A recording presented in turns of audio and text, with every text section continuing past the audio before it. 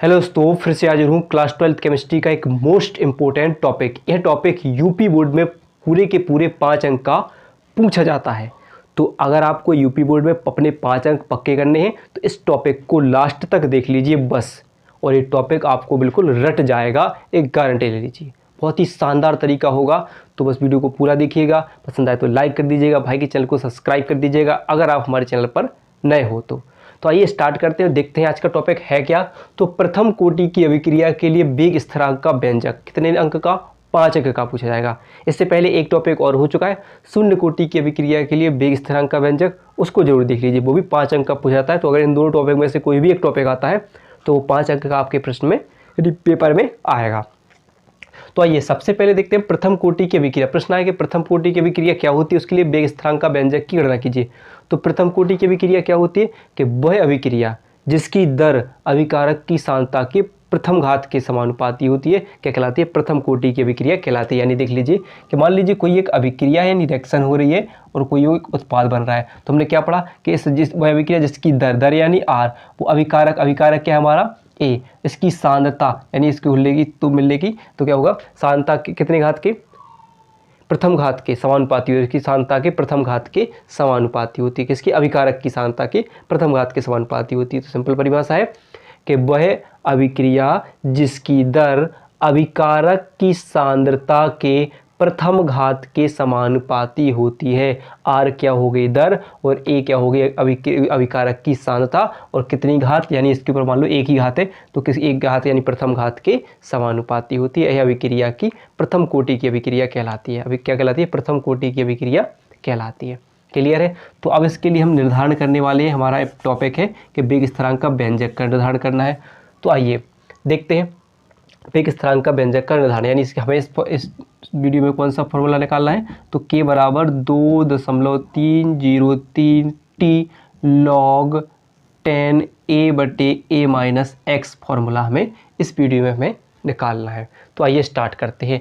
तो सबसे पहले वही मान लेते हैं कोई एक रिएक्शन हो रही है, यानी a अभिकारक है और कोई उत्पाद बन रहा है। ठीक है, तो स्टार्ट करेंगे कि जब अभिक्रिया स्टार्ट नहीं हुई यानी अभी तो तब अभिकारक की प्रारंभिक सांद्रता देख लेते हैं।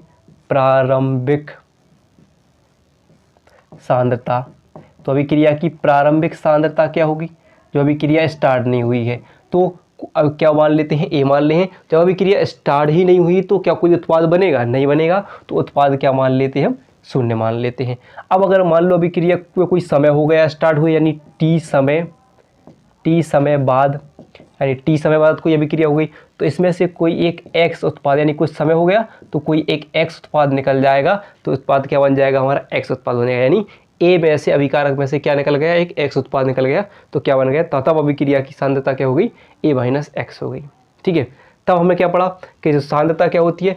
किसकी? दर के समानुपाती होती है। तो क्या है? दर नियम से पढ़े हम, तो दर नियमानुसार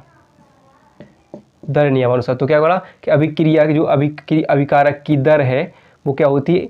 अभिकारक की दर क्या होती है? अभिक्रिया की दर अभिकारक की सांद्रता के प्रथम घात के समानुपाती होती है। तो हमने क्या प्रथम कोटि की अभिक्रिया पढ़ रहे, तो सांद्रता क्या है हमारी?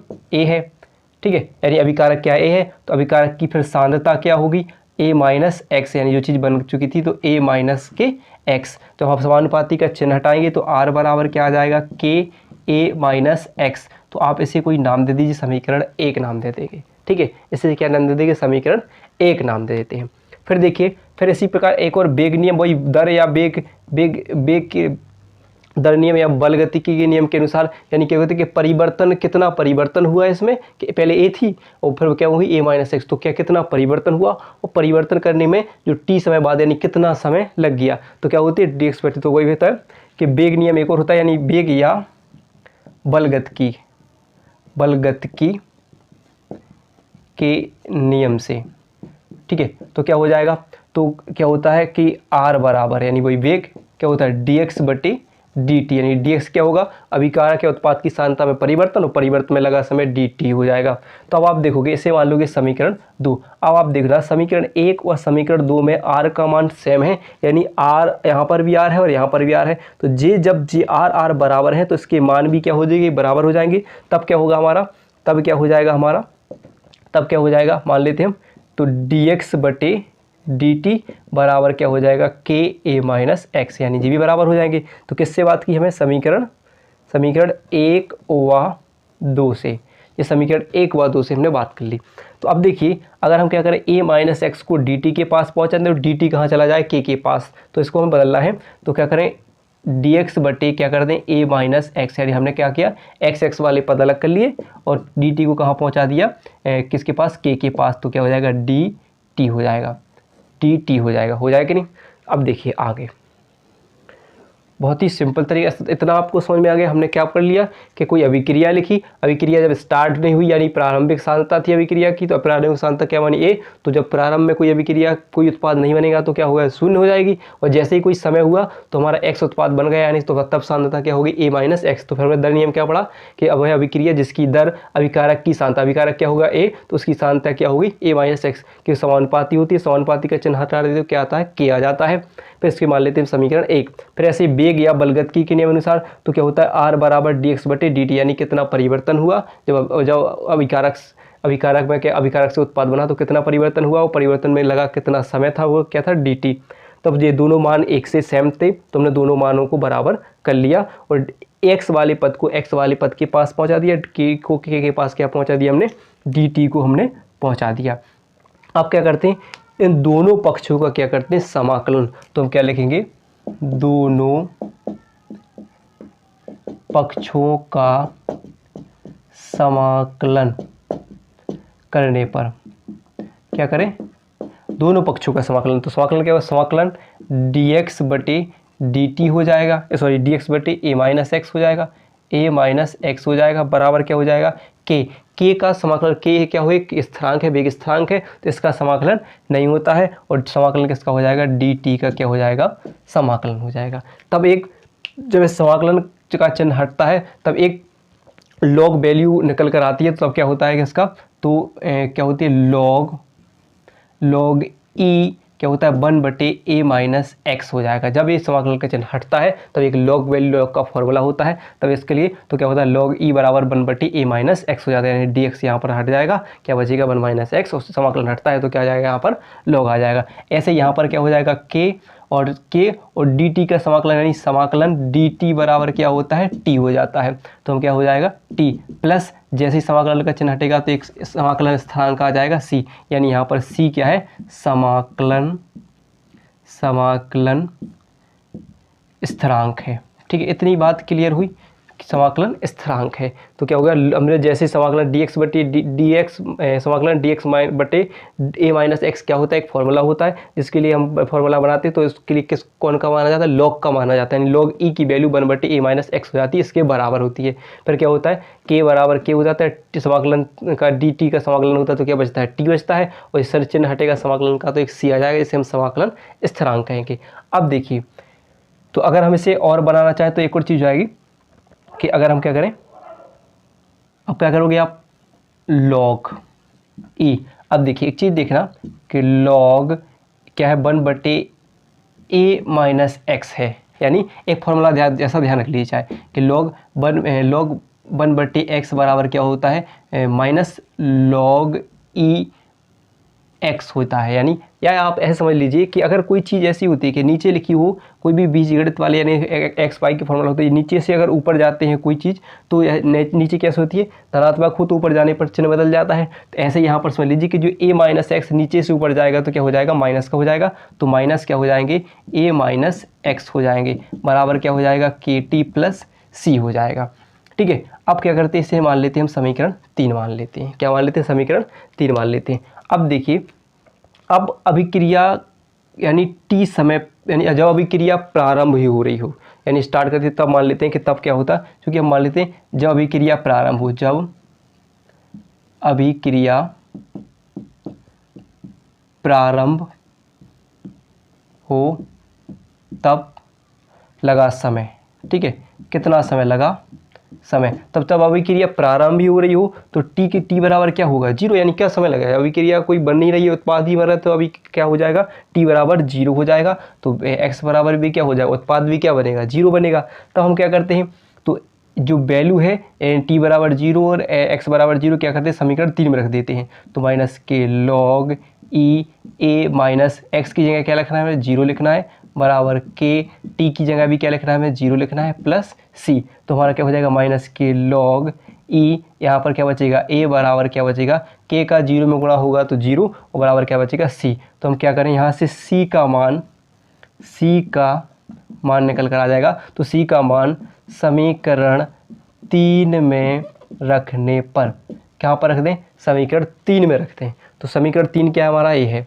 तो यहाँ पर क्या करें, समीकरण 3 में इसका मान हम रख देते हैं। तो क्या हो जाएगा हमारा, समीकरण 3 में रखने पर क्या हो जाएगा, तो क्या है हमारा समीकरण 3 जे है, तो माइनस के लॉग ई ए माइनस एक्स बराबर के टी प्लस सी की जगह हमें क्या लिखना है, माइनस लॉग ई ए। तो हम क्या करें, तो ये माइनस का हो जाएगा, तो माइनस लॉग ई ए हो जाएगा। ये माइनस प्लस क्या करें, माइनस है और प्लस को क्या कर देगा, माइनस कर देगा। इतनी बात क्लियर है।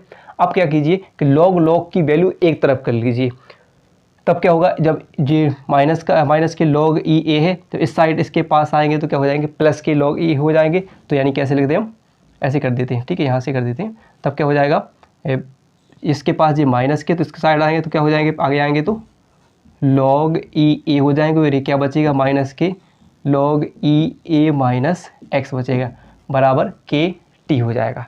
क्लियर है, इतना हो जाएगा जी। कैसे है, यहाँ ये माइनस के थे, हमने आगे लिख दिए इनके लिए किसके हो गए, प्लस के हो गए, और ये पहले इसे माइनस का तो माइनस के, और क्या हो जाएगा, के टी हो जाएगा। चूँकि अब एक वैल्यू हो गई, अगर हम यहाँ पर देखें तो एक फार्मूला होगा, यानी फार्मूला होगा क्या होता है, लॉग एक्स मान लेते हैं, log E x minus log E by बराबर होता है लॉग ई ए बटे बाई। क्या होता है, लॉग एक्स बटे बाई हो जाता है। एक फॉर्मूला है, इसको ध्यान रखना है कि log E x minus log E by बराबर क्या होगा, लॉग ई बराबर क्या होता है, लॉग ई एक्स बटे बाई होता है। तब हमारा क्या हो जाएगा, हमारा, तो हमारा हो जाएगा तो लॉग ई, तो हमारा क्या है, एक्स की जगह हम क्या मान लेते ए है, और ये बाई क्या है, माइनस एक्स। तो क्या हो जाएगा, एक्स क्या हो जाएगा, लॉग ए बटे ए माइनस एक्स हो जाएगा, लॉग ई ए बटे ए माइनस एक्स बराबर क्या हो जाएगा, के टी। हमें क्या चाहिए, के टी, हमें फॉर्मूला क्या चाहिए, ए चाहिए हमें। तो क्या होगा, तो के टी बराबर मान लेते हैं, के टी बराबर, अब देखिए लॉग ई की वैल्यू आप ध्यान रखना, लॉग ई की वैल्यू फिक्स याद रट लीजिए, याद ध्यान रखना कितनी होती है, 2.303। कितनी होती है, 2.303 लॉग 10 होती है। यानी लॉग ई को हमने लॉग 10 के रूप में बनाया, तो लॉग 10 के रूप में बनाने पर 2.303 लॉग 10 हो जाएगा। बटे क्या बचेगा आपका, सॉरी जो इंटू क्या आपका था, ए बटे ए माइनस एक्स था, तो वो लिख देंगे हम। फिर क्या होगा, हमें क्या चाहिए, के की वैल्यू, तो के बराबर क्या होगा, 2.303 बटे टी कहाँ पर आ जाएगा, नीचे टी, और फिर क्या होएगा लॉग 10 ए बटे ए माइनस एक्स, यानी हमारा ये फॉर्मूला निकल कर आ जाएगा। ठीक है, ये आ जाएगा हमारा फॉर्मूला निकल कर आ जाएगा। क्लियर है इतनी बात। तो देखिए फिर यहाँ पर अगर बात हो तो ए क्या होगी आपकी, किसी भी अभिक्रिया की प्रारंभिक सांद्रता, यानी अभिकारक की प्रारंभिक सांद्रता होगी, और ए माइनस क्या होगी, टी समय बाद, ये हमने पढ़ा कि प्रारंभिक सांद्रता ए और टी समय बाद सांद्रता क्या होगी, ए माइनस एक्स होती है। के क्या हो जाएगा आपका, वेग स्थिरांक हो जाएगा। क्लियर है। तो अगर वीडियो पसंद आई हो तो वीडियो को लाइक और चैनल को सब्सक्राइब करना ना भूलें।